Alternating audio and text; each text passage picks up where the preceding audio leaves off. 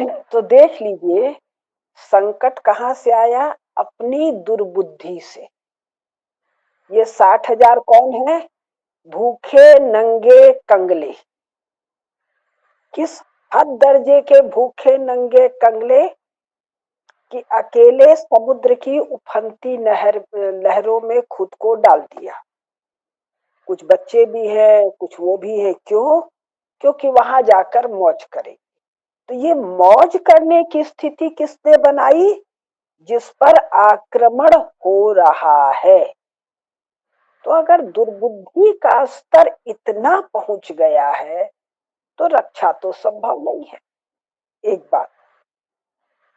अब ये supreme court ने जो नियम दिया, फैसला दिया, तो किसी भी देश में जहां पर ये पार्लियामेंट, संसद, लेजिस्लेचर है, यहाँ पर अदालतों को कानून बनाने का अधिकार कतई नहीं है। कानून कौन बना रहा है?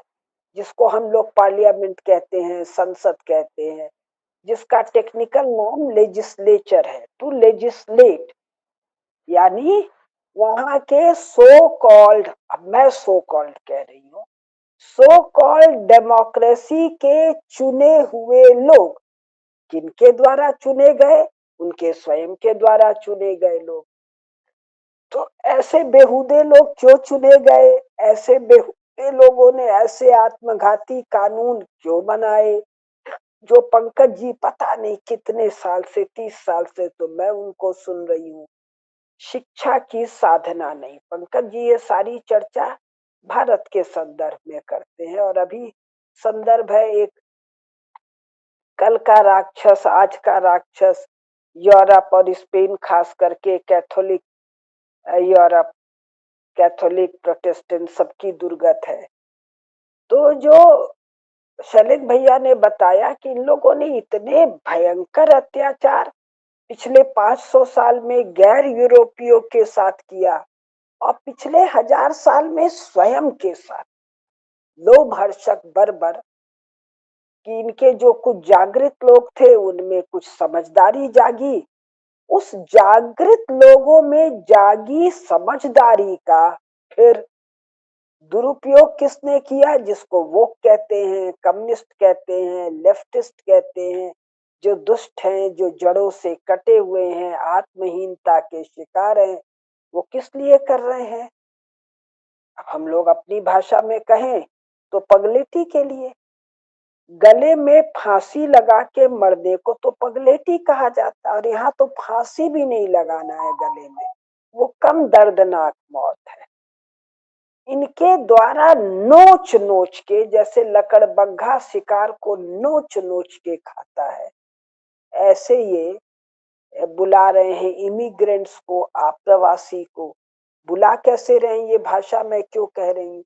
ये कानून बना रहे हैं कि अगर तुम आ गए तो तुमको हम अपने सिविलियन की लॉफुल कमाई का जो एक हिस्सा टैक्स में जाता है, उससे वो सुविधाएं देंगे जो हम सिविलियन को नहीं देते। तो यानी समस्या दुर्बुद्धि की है, आने वाले के ताकत की नहीं। एक बात मैं जो हाईलाइट करना चाह रही हूँ, प्रचार क्या होगा? इस्लाम का कुबत, इस्लाम का दम। हैं कौन जाने वाले? भूखे नंगे कंगले। समस्या क्यों बन रहे हैं? दुर्बुद्धि से आपने जो कानून बनाया है, आपकी कोर्ट उसको इंटरप्रेट कर रही है। आपका कानून ये होगा कि सबको निकाल बाहर करेंगे, तो कोर्ट उसी कानून के अनुपालन करेगी। कोर्ट कब आती है? जब कोई मामला उसके सामने जाता है। एक कहता है साहब हमारे साथ अन्याय हुआ है, दूसरा कहता है जी अन्याय नहीं हुआ, ये तो खुद ही अन्याय कर रहा है। तो कोर्ट से पूछा जाता है जी आप फैसला कीजिए। तो कोर्ट दोनों तरफ के वकील से पूछता है कि इस विषय में देश का कानून क्या है, और यूरोपियन यूनियन के मामले में भाई ईयू का कानून क्या है। तो कानून ये है, तो अगर ये कानून है तो ये पक्ष अन्यायी हुआ और ये पक्ष शोषित हुआ, और मेरा फैसला ये हुआ। तो भाई ये बेहूदे कानून तो ईयू की पार्लियामेंट ने बनाया ना। कानून सही कर लो, तुम्हारी समस्या खत्म हो गई। जैसे भारतवर्ष में हमारी भारत सरकार एक बेहूदी चीज चला रखी है, चल रही है पहले से, वर्तमान सरकार भी चला रही है। क्या बेहूदी चीज चला रही है कि साहब कोई अल्पसंख्यक लोग हैं। अरे भाई कुरान तय करेगा ना मियाँ कौन है मियाँ कौन नहीं है। कुरान के अनुसार न भारत, अभी मैं भारत की बात कर रही हूँ, भारत में तो मियाँ है नहीं, कौन है, मुनाफिक और मुशरिक है। कुरान के अनुसार इन मुनाफिक और मुशरिक को किसी मजहबी चीज में कोई हक नहीं है। कुरान इनके अनुसार अल्लाह ऑर्डेंड है। अल्लाह ऑर्डेंड का मतलब नो एडिटिंग फेडिटिंग कटिंग वटिंग कुछ नहीं, it is as it is. अब जब कुरान के अनुसार कोई मियाँ नहीं है तो आप काहे कपार पर बोझ ले रहे हैं। तो कपार पर बोझ किसने लिया, कांग्रेसियों ने। क्यों लिया, उनको पावर में आना था अंग्रेजों के तलवे चाट के। उनकी कंडीशन थी देश का नाश हो। तो देश के नाश के लिए बहुत सारे जो काम थे, उसमें एक काम था हिंदुओं को तरह तरह से प्रताड़ित करना, मियाओं को कपार पे रखना, और भी बहुत प्रकार थे। तो यानी आज अगर हम केवल अपने कानून बदल लें, झंझट खत्म। और कानून बदलना कहाँ मुश्किल काम है भाई। कानून बनाने के लिए ही तो हर 5वें साल चुनाव हो रहा है। पार्लियामेंट संसद किसको कह रहे हैं, कानून बनाना। और हर साल पार्लियामेंट संसद विधानसभा विधान परिषद करती क्या है, जिसको हम लोग सुनते हैं ये बिल पास हुआ, ये एक्ट पास हुआ, वगैरह वगैरह, कंटिन्यूअस कानून ही बनाती है। तो अगर बेहूदे कानून बना रहे हो तो सर पकड़ के रोना ही पड़ेगा, सर कूटना ही पड़ेगा।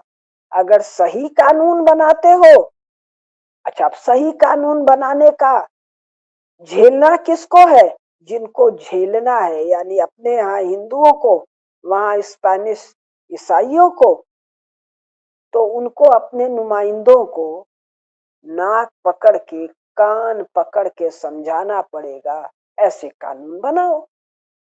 हम नाक पकड़ के कान पकड़ के नहीं समझा पा रहे हैं तो भोगना पड़ेगा। क्यों, वो जो कानून बनाने वाला है वो तो वहां पहुंचते ही हमारे द्वारा नुमाइंदा चुने जाते ही महान प्रिविलेज्ड क्लास हो चुका है। रुपए में, पैसे में, सुरक्षा में, इम्यूनिटी में, भ्रष्टाचार में, ऐश करने में। तो समस्या जो है मियाँ नहीं है, वो तो भूखा नंगा कंगला है। भूखा नंगा कंगला जा रहा है, कोई फौज लेके थोड़ी जा रहे हैं। और वहां जा रहा है क्योंकि तुम्हारे सुप्रीम कोर्ट ने कहा कि साहब जो पानी के रास्ते आएगा उसको एक मुसीबत भेजो। ये बात दूसरी है कि रोज बहुत सारे, एक खबर मैंने अभी देखी कि शायद 30,000 वापस हो गए। वहां दूसरी खबर फैला दी गई होगी कि पकड़ के मारे जाओगे या वॉट एवर, डिटेल मुझे नहीं पता। तो यानी यूरोप में उन ईसाइयों को या इनलाइटेंड को या पेगन्स को या एथेइस्ट को या कम्युनिस्टों को रेप होने में नहीं होना है, आगजनी का शिकार नहीं होना है, मार काट हिंसा का शिकार नहीं होना है, तो कुल क्या करना है भाई, अपने नुमाइंदों पर दबाव बनाना है, कानून सही कर लो, झंझट खत्म। कारण जहां ये मूल बैठे हैं देशों के रूप में, जिसको मिडिल ईस्ट कह रहे हो, जहां सबका धनी बाप बैठा है पेट्रोल के कारण, वो सऊदी अरेबिया तो कुवैत तो बहरीन, किसी के पास तेल है किसी के पास गैस है, फिर उसका प्रोसेस फॉर्म का अलग अलग है, अनाप शनाप पैसा आ रहा है। इनकी औकात वहां पर दो दो कौड़ी की है। दो कौड़ी की औकात क्यों कह रही हूँ, इजराइल कहाँ कहाँ से आके अभी 80 साल में अपनी मुख्य पुण्य भूमि में आकर बैठा। आबादी उसकी 80 लाख, जिसमें भी 20 लाख उसके शत्रु मियाँ हैं, 60 लाख कुछ, और इनको बधिया करके धर रखे। तो वो बेचारा मोरक्को का मूर, अब मोरक्को के मूर से मुझे कुछ तथ्य आपको बताने का मन है। वो ये है कि अफ्रीका ने तो सदा यूरोप को कंट्रोल किया, क्योंकि जिसको यूरोप कहते हैं, मेडिटेरियन भूमध्य सागर का उत्तरी क्षेत्र, भूमध्य सागर का कोस्टल पट्टी, वो यूरोप। कब तक? वो बीसी वेसी तो है ही है, जिसको ये रोमन एम्पायर कहते हैं, चौथी पांचवी छठवीं एडी तक ये कोस्टल है। और इसी भूमध्य सागर का जो दक्षिणी कोस्टल पट्टी है, वो क्या है? वो अफ्रीका है। मियाँ तो है ही नहीं, क्योंकि मियाँ तो 7वीं में आएगा।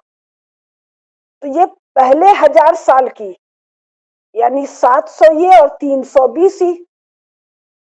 ये देखिए नक्शे में थोड़ा सा ये मेडिटेरियन वाला हिस्सा थोड़ा फैला के दिखाया जाए, जिसमें दोनों पट्टी दिख जाए।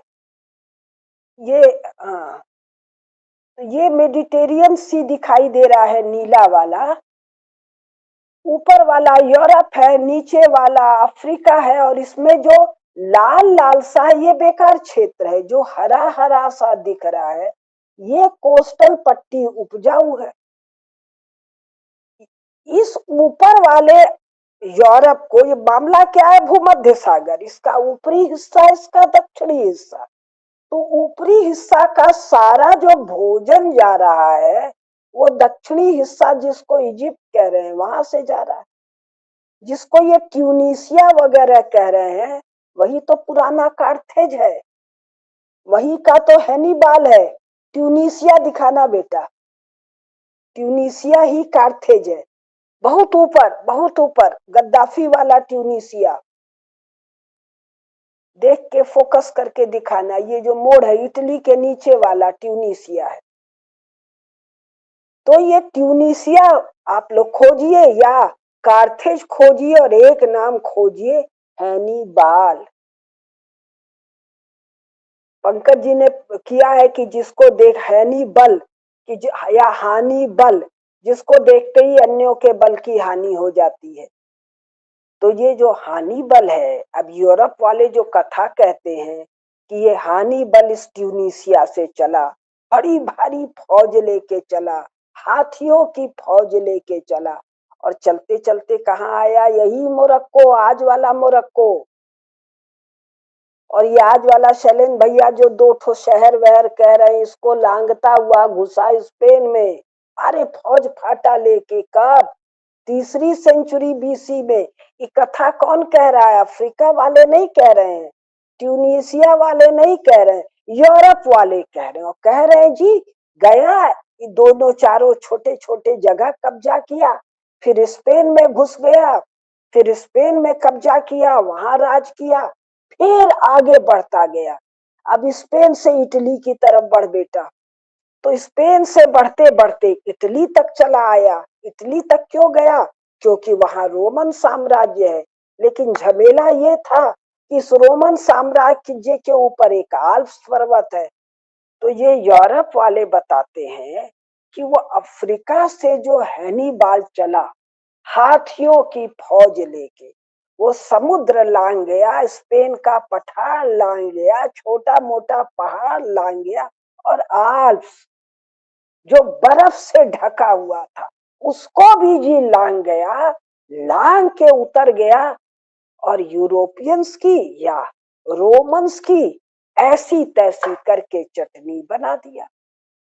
अब फिर मैं तो अंग्रेजी किताब पढ़ती हूँ, ये अंग्रेजी किताब वाले बताते हैं कि ये जो कार्थेज में जो लोग रह रहे थे, जहाँ का ये हैनिबाल है, ये कार्थेज जो अफ्रीका में है, इसमें रहने वाले लोगों को फोनीशियन कहते हैं, पणी कहते हैं। अब ये पणी लोग कौन है?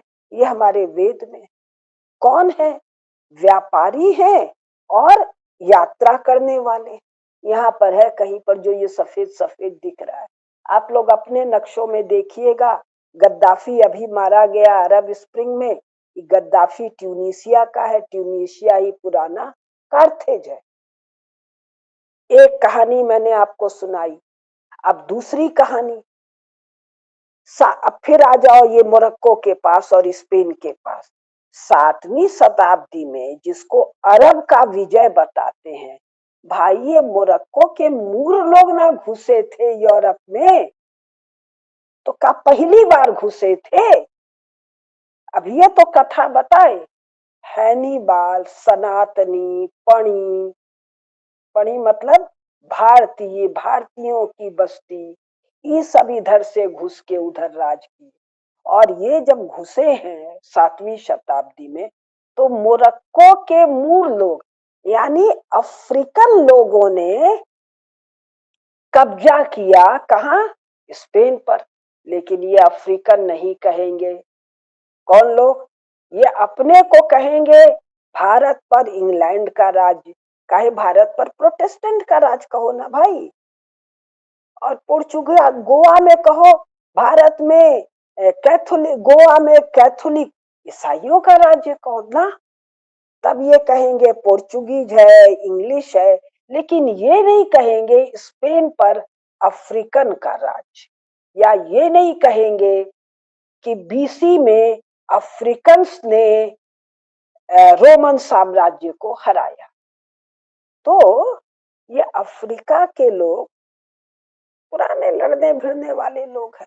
कारण सब सनातनी हैं, और जिनसे लड़े भिड़े थे यूरोप में, ये रोमन साम्राज्य वालों को किसने हराया था?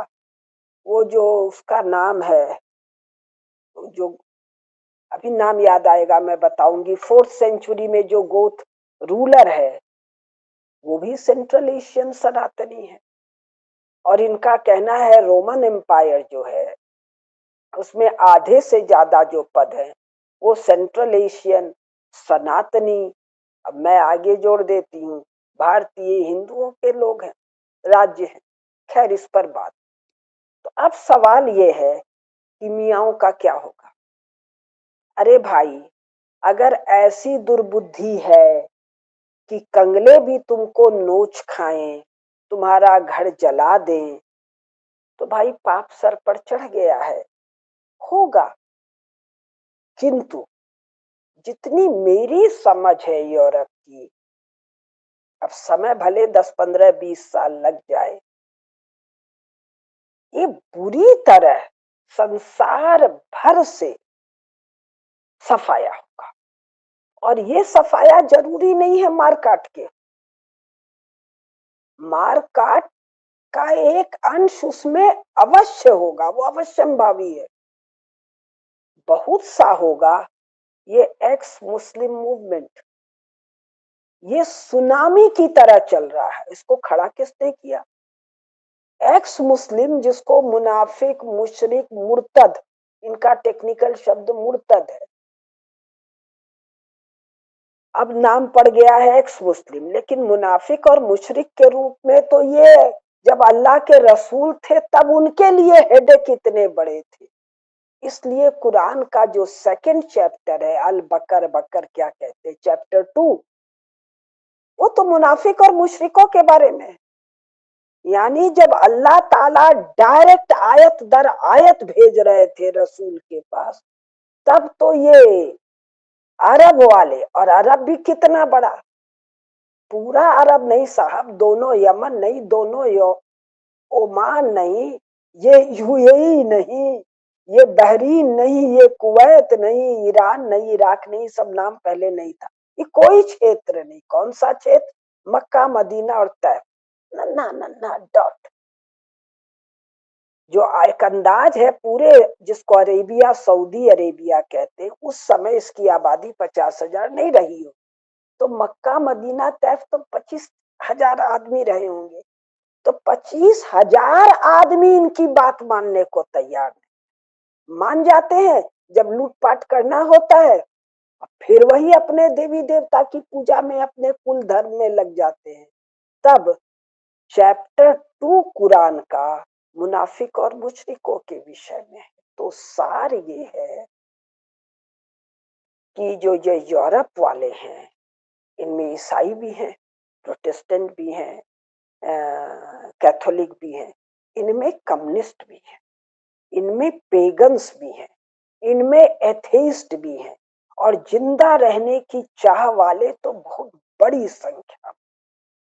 अभी अभी फर्स्ट सेकेंड वर्ल्ड वॉर में इन्होंने भयंकर मारकाट किया है, और 1945 के बाद ये यूरोप के लोग जो अमेरिका बसे हैं और बाकी जगह बसे हैं, तो अमेरिका वाले गोरों ने, मोटा मोटी यूरोपियन गोरों ने 1945 से 25 बीत गया, करीब 80 साल,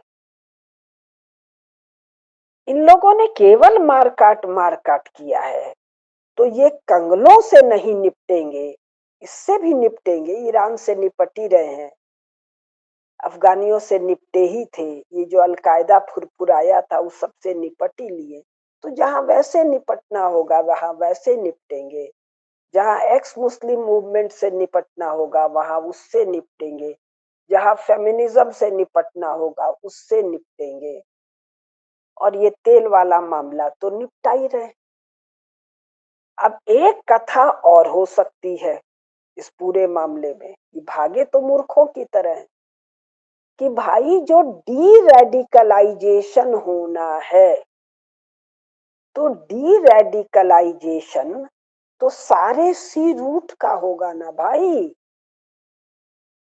तो ये मेडिटेरियन में घुसने का जो रास्ता है, जिसको जिब्राल्टर कहते हैं, इसको कैसे रेडिकलाइज छोड़ दिया जाएगा भाई? जब ये जो सुएज वाला रास्ता है, रेड सी में घुसने वाला रास्ता है, या ईरान का भी जो अभी झगड़ा चल रहा है हारमूज ट्रेट पर, ये सब जगह क्या है? ये देखिए जिब्राल्टर वाला रास्ता, आप धीरे धीरे आगे बढ़ के स्पेन वाले पर आओ, ये हो गया जिब्राल्टर, यानी अटलांटिक ओशन से घुसना है मेडिटेरियन में। अमेरिका का जो तेल आएगा, बाकी सब जो तेल आएगा, और यहाँ का जो तेल आएगा वो यहाँ आएगा। तो इस हिस्से को आप रेडिकल्स के हाथ में कैसे छोड़ेंगे? अब यहाँ से घुस के आ जाओ वहां पर, क्या कहते हैं, सुएज कैनाल पर। अब ये सुएज कैनाल के बाद आ जाओ रेड सी पर, यानी इजिप्ट के पास सुएज कैनाल है, उसको भी रेडिकलाइज नहीं छोड़ सकते हैं। फिर यहाँ से घुसेंगे रेड सी में, इस इलाके को भी रेडिकलाइज नहीं छोड़ सकते हैं। अब और नीचे उतरो, इस हिस्से को भी, जो सऊदी यमन ओमन के नीचे का हिस्सा है, एरो चल रहा है, इसको भी नहीं छोड़ सकते हैं। और आगे बढ़ो, अभी झगड़ा चल रहा है हारमूज पर, हारमूज तो बहुत यहाँ पर है। तो इसके बाद जो वहां पर झंझट चल रहा है, क्या कहते हैं, मलक्का के पास, यानी इंडियन ओशन में, इंडियन ओशन में चलो उधर इंडोनेशिया के पास, उसको भी कोई कैसे छोड़ देगा? तो भाई दुनिया लफंगों के हाथ तो नहीं रहती है। 8 अरब में लफंगे मान लो 1 अरब भी हैं, 4 अरब कुछ करते धरते नहीं है, 2 अरब सोचते रह जाते हैं। तो 1 अरब लफंगों से निपटने के लिए तो 1 अरब अकलमंद ही काफी है, शूरवीर ही काफी है। 1 अरब भी नहीं जी, 10-20 करोड़ ही काफी है, क्योंकि 10-20 करोड़ का बुद्धि बल, सेना का बल, बाकी बल, और 1 अरब का लफंगई का बल, और उस 1 अरब में बच्चे हैं, बूढ़े हैं, स्त्रियां हैं, मुशरिक हैं, मुनाफिक हैं, एक्स मुस्लिम हैं। तो इनका सफाई तो तय है। मेरे जीवन काल में 73वां चल रहा है, 100 तो नहीं जीने वाली, बहुत हुआ 80, 85, 88, बहुत हुआ तो, नहीं तो इसके बहुत पहले ये सब झंझट सुलझ रहा।